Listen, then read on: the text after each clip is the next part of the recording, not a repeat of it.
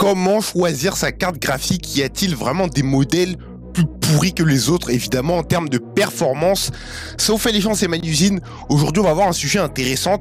Parmi tous les modèles de cartes graphiques, MSI, Asus, Gigabyte, tout ça, est-ce qu'il y a des modèles à éviter? Est-ce qu'il y a des modèles qui sont moins performants que d'autres? Donc, on va voir ça tout de suite.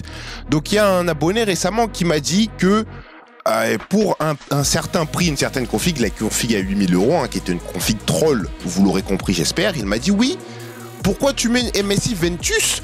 T'aurais dû mettre autre chose, pose-toi des questions. Donc, évidemment, je vais vous montrer, puisque personne ne dit jamais à quoi servent les éditions, personne ne dit jamais pourquoi c'était l'édition. Là, par exemple, je vous montre deux cartes graphiques. On a une MSI Ventus, sur le même marché, et globalement, c'est les mêmes prix. Là, on a une MSI Ventus sur PSK Megastore. C'est une 4070 Ti Super. C'est parmi les moins chères, elle coûte 824 €.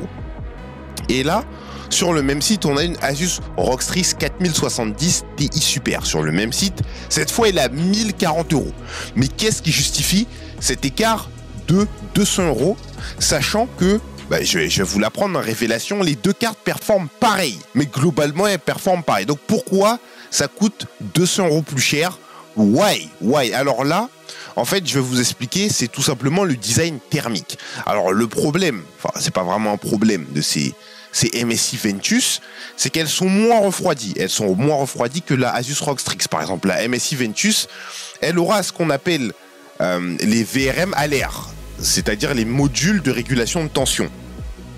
Comment je sais ça? Eh ben, tout simplement, j'ai regardé sur des sites de review, comme par exemple Guru 3D, qui nous dit que, par exemple, si tu vas sur les tests les graphiques de température, voilà, on a deux images. Là, on a les premiers de la MSI Ventus, les images thermiques qui te montrent en gros où est-ce que ça chauffe le plus, où est-ce que c'est le moins couvert. Donc évidemment la partie dos de la carte graphique, évidemment ça va chauffer le plus, hein, c'est là où c'est le moins refroidi de base.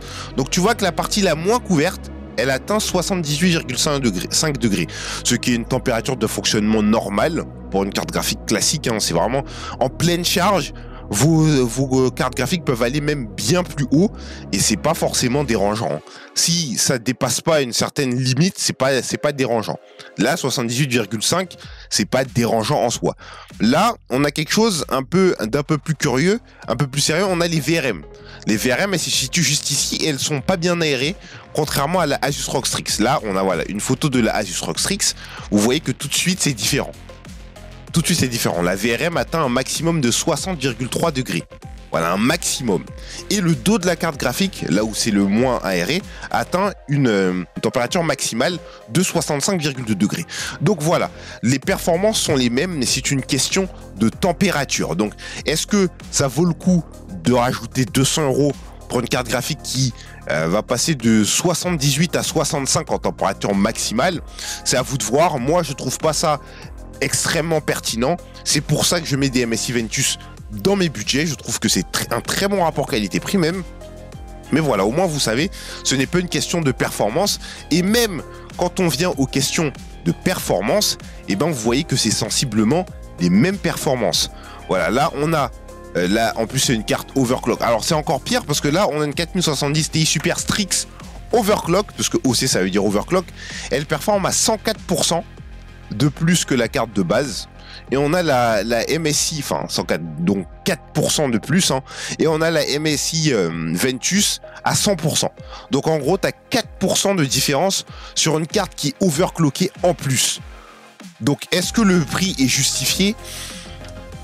Je vois pas l'intérêt personnellement, mais après c'est vous qui voyez midi à votre porte. Moi je trouve pas l'intérêt, je trouve pas que 200 € soit pertinent pour 4% de performance en moyenne, hein. Ça veut pas dire que tu peux pas atteindre cette performance là si tu fais de bons réglages avec ta MSI Ventus.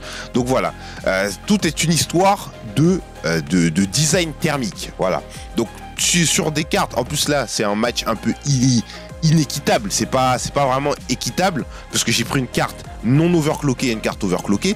Donc voilà, vous avez vu un peu la différence. Donc si on vous demande, si vous vous demandez quelle carte graphique prendre, sur quel modèle partir, quelle marque et tout, bah vous savez que ce n'est pas une question de performance, c'est une question de design de refroidissement. Effectivement, oui, et là, on va être d'accord. En fait, les MSI Ventus, c'est parmi les plus bas de gamme en termes de refroidissement.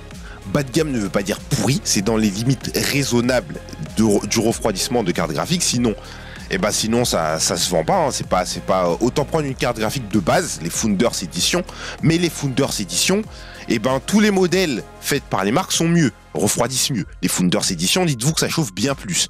Et si vous prenez par exemple un modèle un peu plus haut de gamme, même beaucoup plus haut de gamme, dans le top du panier, comme une Asus ROG Strix, vous aurez juste une carte graphique mieux refroidie. Donc voilà.